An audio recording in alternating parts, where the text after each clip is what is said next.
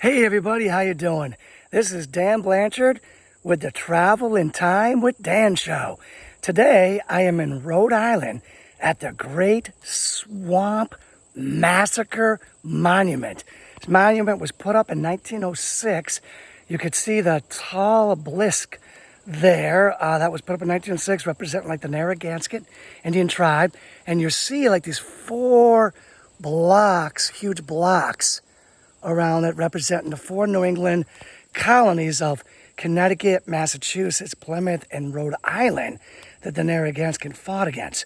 Now, this represents, or I should say reminds us, of the United States' single bloodiest day and the bloodiest war the United States had ever fought. In the year 1675. It's December 19th, 1675. It's the King Philip's War, and this particular day is the Great Swamp Massacre that took place right here in this area. All right, so let me tell you the story here. All right, going way back, we're talking like, 1670s. You had Metacomet, some known as Metacom, it'll also be known as Philip, King Philip, thus King Philip's War. Okay, his dad is getting along pretty good with the Plymouth people, and everything's kind of cool. You got the Indians, what do you want to call them, Native Americans or Indigenous Americans. They're getting along pretty good with like Plymouth Colony, right? But what's going to happen is Metacomet's dad is going to die, and when he dies, things don't always go so well anymore. There's a lot of cultural misunderstandings and a lot of problems. The colonists' way of farming and clearing land and taking more and more land for farming is really messing with the Native Americans' way of hunting. And things just aren't working out so good anymore, right? So Metacom or Philip, right? Which is going to be King Philip, right? King Philip's War. He's going to start saying, we need to start fighting back and pushing back against these colonies, New England colonies. Let's start pushing back, right? Well, there's going to be a guy named John Sasson. He's got a foot in both the Indian group and the New England colonist group. He is Native American, right? But he's been Christianized. And he's been sent to Harvard to be educated in Harvard.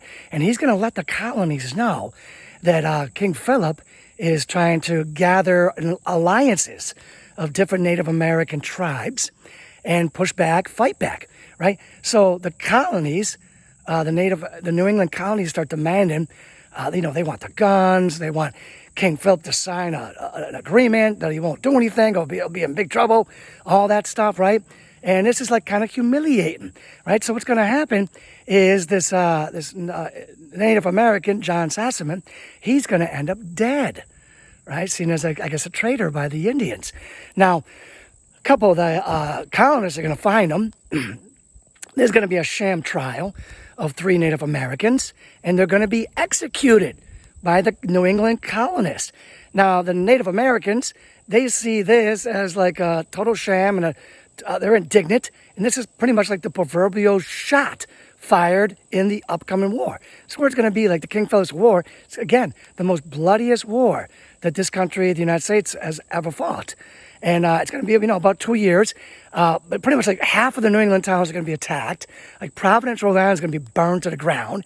And the crazy thing is, Roger Sherman, Providence, Rhode Island, the Narragansett Indians, they were all trying to push for neutrality. They didn't want this. But it was they were all being driven to it, kind of pushed over a cliff into it, okay? Now, eventually, there's going to be, in 1675, there's going to be a full moon eclipse, a lunar eclipse, and the Native Americans are going to see this as a good omen in time to attack the the New Englands, attack the New England alliances, right? So they're going to go up and down through New England, attacking villages, burning stuff, killing people, all that sorts of stuff. New England, of course, is going to respond. They're going to put together the largest colonist. Now, this is without England. This is, just the colonists. Right, the New England colonists, they're going to put together the largest colonist army at that time of over 1,000 soldiers and a couple hundred Native Americans, particularly some from Connecticut, the Mohegans and the Pequots, right? And the ironic thing here is that the Narragansetts, before they fought on the colonists and England side, against the Pequots, right, in the Pequot War. They participated in the Mystic, Connecticut massacre, right, of those people. And now, a bunch of years later, here we are, the Pequots, the Mohegans are kind of returning the favor, and there's going to be a Narragansett massacre right here on these grounds, right here. Okay, so what's going to happen is this over 1,000 troops of the New England colonists, they're going to try to come find this Narragansett fort in the swamp. They're not going to be able to find that on their own. They're going to have to get, obviously, Native American help. And particularly, there's going to be a Narragansett one they're going to capture. Some say they threatened to kill him if he didn't tell them. But anyways, one way or another, this Narragansett Indian, who they call Peter, is going to lead them to the swamp. All right? And the swamp is going to be frozen because it's really cold. It's snowing, all that stuff. And that's good and bad. It's cold, right? It's cold. Everything's frozen. But the troops can march across or move across the ice, which is something they couldn't do. I mean, regularly, hiding in a swamp is good. I mean, it's hard to be attacked when you're in a swamp. But they're going to go across the ice, and they're going to be shocked at what they find. There's going to be a huge Native American fort there, right, that the colonists did not think the Native Americans were capable of building in a swamp.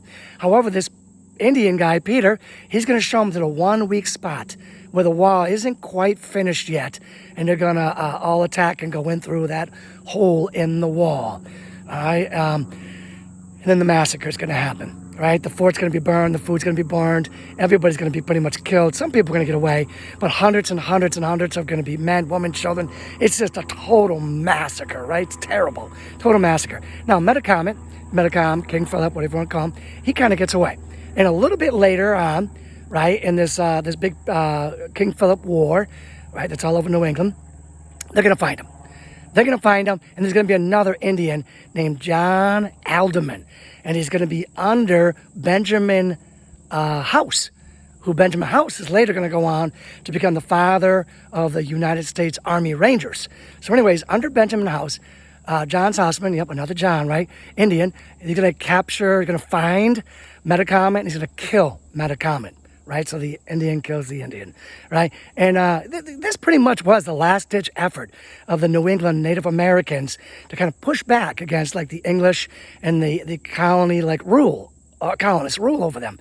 And they fail, right? They fail. They never bounce back. They never again have any real power. In England, and the colonists pretty much run the show now.